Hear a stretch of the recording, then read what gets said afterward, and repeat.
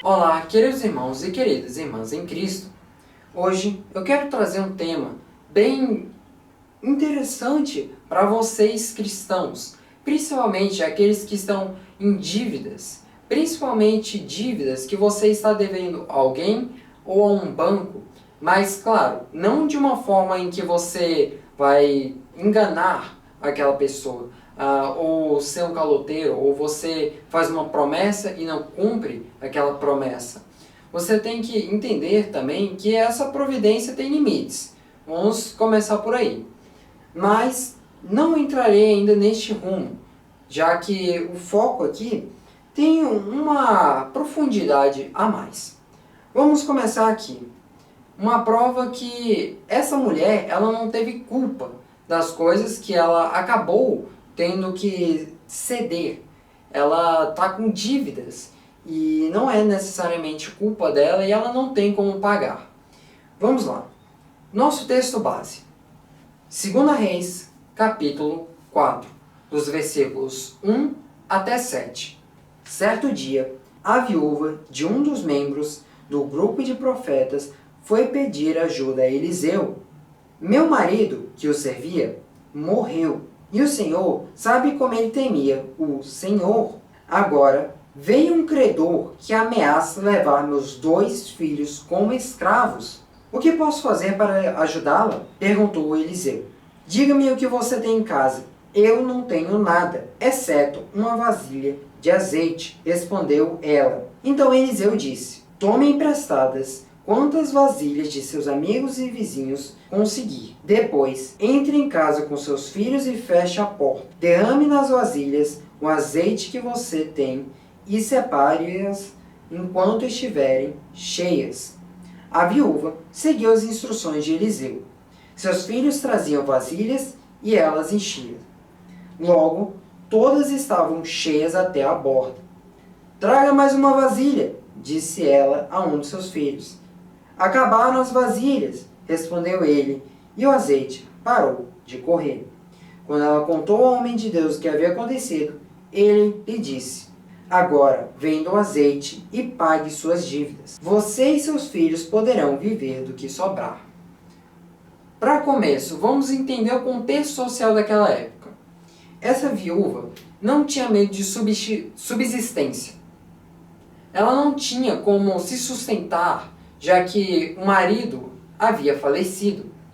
Por que isso, Edward? Eu vou lhe responder. Hoje em dia temos o hábito de homens e mulheres indo trabalhar. Não é uma coisa esquisita hoje em dia, mas para aquela época aquilo não existia. As mulheres ficavam nas suas casas, varrendo, cuidando de seus filhos, no geral, sendo donas de casa, enquanto o marido, ele era o homem que chegava, trabalhava, conseguia dinheiro e sustentava a sua família. Por isso, para aquela viúva, ela não tinha como chegar e começar a trabalhar e enriquecer, pagar as dívidas e, convenhamos, com apenas uma vasilha de azeite você não vai fazer muita coisa naquela época. Não tem como você pagar dívidas apenas com uma vasilha de azeite.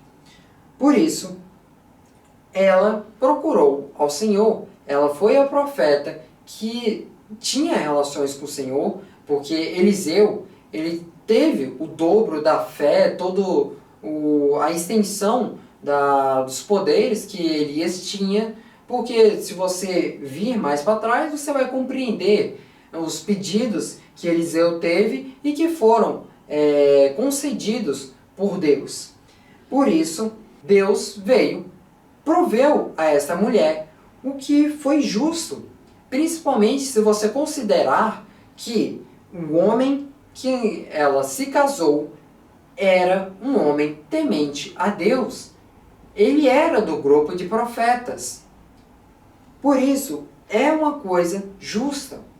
Sabe uma coisa que também conecta muito bem com isso? É você pensar que Deus, ele nunca vira as costas para vocês. Ele sempre está observando. Então, quando você deve o banco porque você precisou de dinheiro realmente para aquela situação apertada e você realmente precisou, você não tinha culpa necessariamente daquilo, você não tinha como prever aquela situação ou algo do gênero. Não só para isso, é claro, mas para outras situações em que você vai ser uma pessoa honesta e que você não vai ser um caloteiro, que você vai chegar no seu amigo, vai pedir dinheiro e nunca mais vai pagar aquele seu amigo. Você praticamente roubou, se você pensar nesse aspecto. Por isso, vocês têm que pensar nisso. E um texto que exemplifica isso muito bem é o de João, do capítulo 10, versículos 14 até 15. Eu sou o bom pastor e conheço as minhas ovelhas, e das minhas sou conhecido. Assim como o Pai me conhece a mim, também eu conheço o Pai, e dou a minha vida pelas ovelhas. Entendam, Deus enviou seu Filho lá para a cruz do Calvário para morrer, para ser mais correto. Vamos dizer, Deus enviou seu Filho para a terra, curou os enfermos e fez milagres aqui na terra. Depois, para salvar todos, ele morreu na cruz. E, desse modo, ele perdoou o pecado de todas as pessoas e fez grandes modificações. Por isso, vocês têm que entender isso. Deus não irá virar as costas para você quando você está naquele seu momento em que você está com uma crise financeira, você não tem mais algo para comer, você já está sofrendo. Isso não foi sua culpa. Você não pediu para nascer num meio tão difícil, uma vida tão difícil, ou em momentos tão difíceis, complicados. Desse modo, Deus ele irá te ajudar, ele irá prover o que é para você, o que é justo a você. Vocês também podem ver que Deus mandou seu Filho Jesus, e Jesus teve vários momentos em que ele não chegou e virou as costas para os coitados, os enfermos. Não, ele ajudou. Sabe um texto que exemplifica isso muito bem? Mateus, capítulo 14, dos versículos 13 até o 14. E Jesus, ouvindo isso, retirou-se dali num barco, para um lugar deserto, apartado, e, sabendo o povo, seguiu a pé desde as cidades. E Jesus, saindo, viu uma grande multidão, e, possuído de íntima compaixão para com ela, curou todos os seus enfermos. Entendam isso. Deus é um Deus que providencia o que é necessário para a sua vida. Ele não virá e tomará as suas coisas. Ele providencia a quem é justo, a pessoas que são honestas, pessoas que entregam o seu coração e vão com a Deus de coração aberto, pessoas que escutam e vão até Ele, que crê, que tem fé, porque Deus, Ele é amor, Ele dá fortaleza para você, Ele dá força, Ele é a resistência.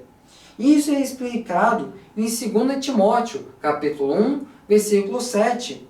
Porque Deus nos deu o espírito de temor, mas de fortaleza e de amor e de moderação. Irmãos, entendam isso. Deus também sabe o que você necessita.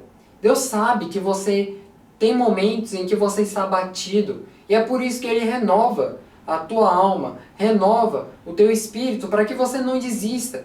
Ele está lá, Ele sabe das suas dificuldades. Por isso, vamos ler Filipenses, capítulo 4, versículo 12. Sei estar abatido e sei também ter abundância. Em toda maneira e em todas as coisas estou instruído, tanto a ter fartura como a ter fome, tanto a ter abundância como padecer necessidade. Irmãos, eu entendo. Tem muitas pessoas que pensam em desistir da fé, desistir de Deus, do Cristo, e por causa que muitas coisas realmente acontecem na nossa vida.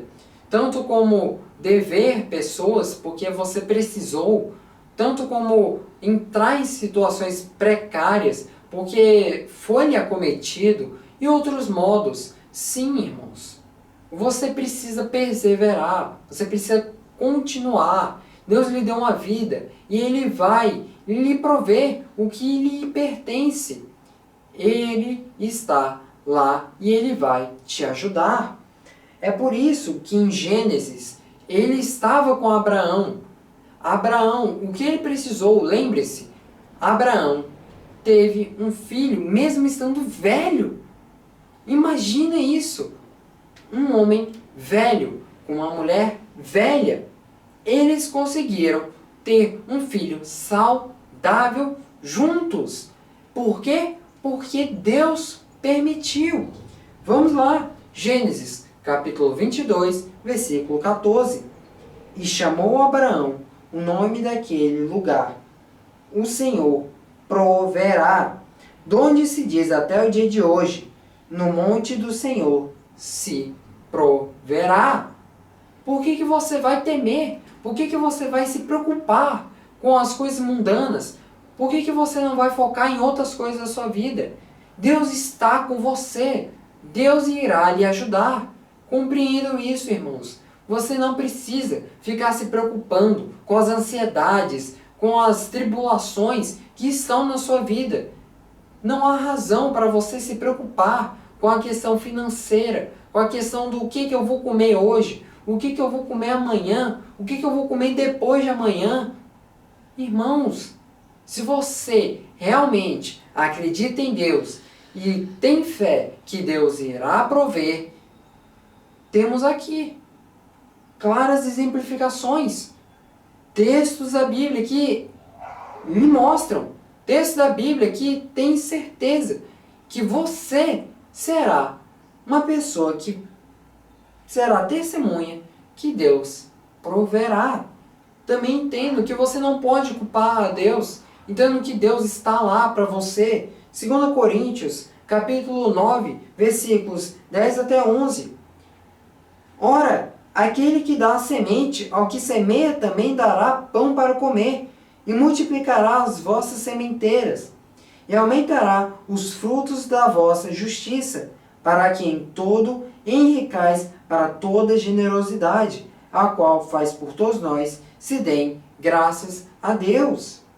Irmãos, vamos lá, também entendam, por que vocês não devem ficar inquietos? Vamos lá, Mateus capítulo 6, versículos 31 até 33. Não andeis, pois, inquietos, dizendo: que comeremos, ou que beberemos, ou que nós vestiremos, porque todas essas coisas os gentios procuram.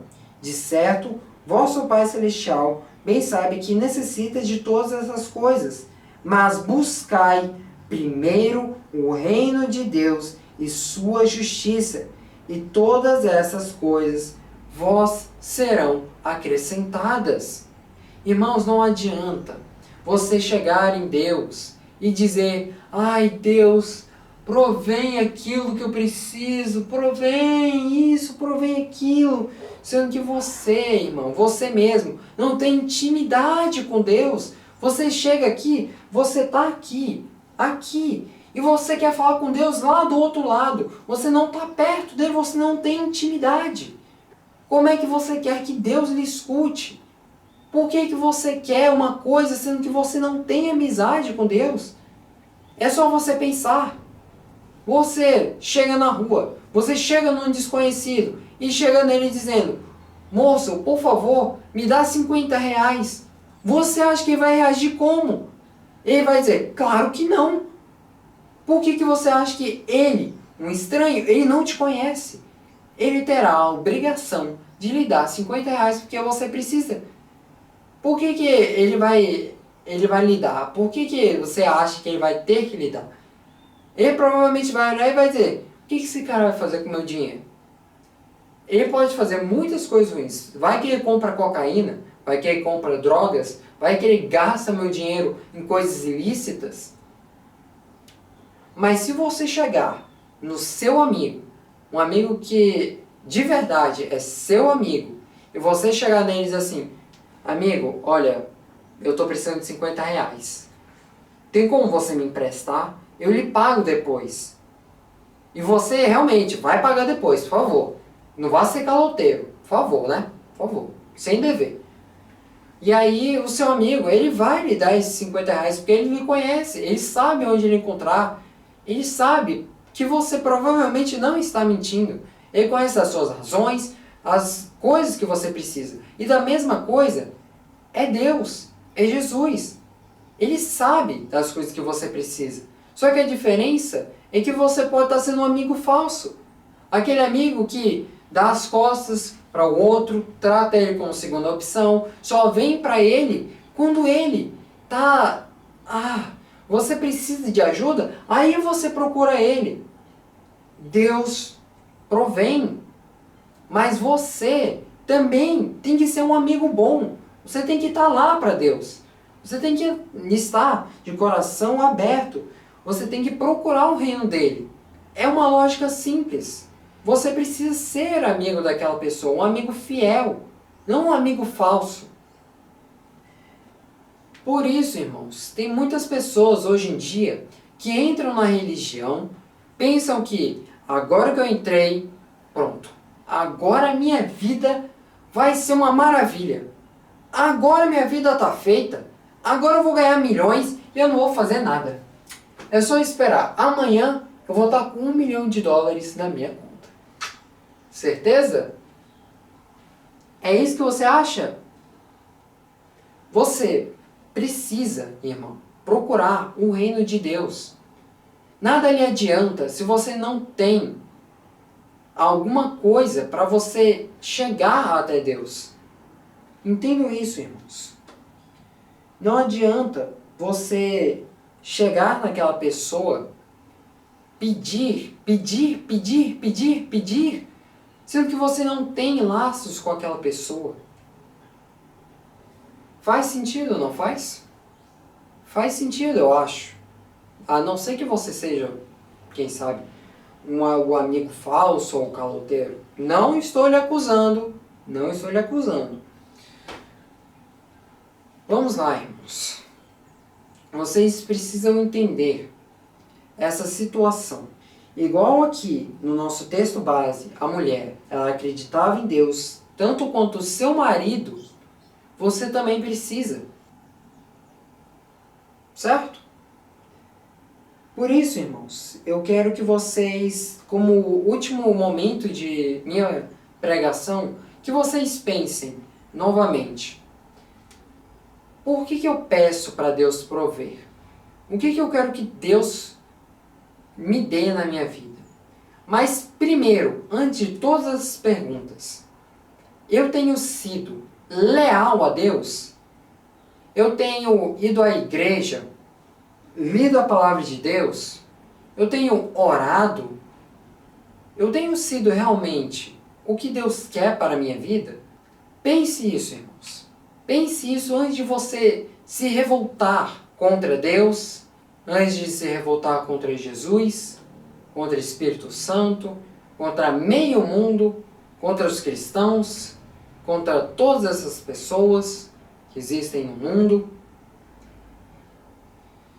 Olá, Senhor, meu Deus, meu Pai Celestial. Senhor, dá conhecimento, Senhor, a essas pessoas. Faça com que elas compreendam, Senhor, a necessidade de primeiro alcançar a Ti e ter lealdade a Ti, Senhor. Antes de pedir. Não há necessidade, Senhor, de você pedir coisas para um desconhecido ou a um falso amigo. Você sabe o que vai acontecer no final das contas. Portanto, Senhor, também eu peço que você vá até esses irmãos e que você providencie aqueles que realmente necessitam, Senhor. Aqueles que têm adversidades, dificuldades nas suas vidas e que não escolheram isso porque eles queriam, Senhor. Então modifique, Senhor, essas pessoas e que elas realmente cresçam e que elas melhorem, Senhor. Não só na vida cristã, mas também como pessoas na vida social e nas suas finanças, Senhor. Em nome do Senhor Jesus, seja feita a tua vontade. Amém.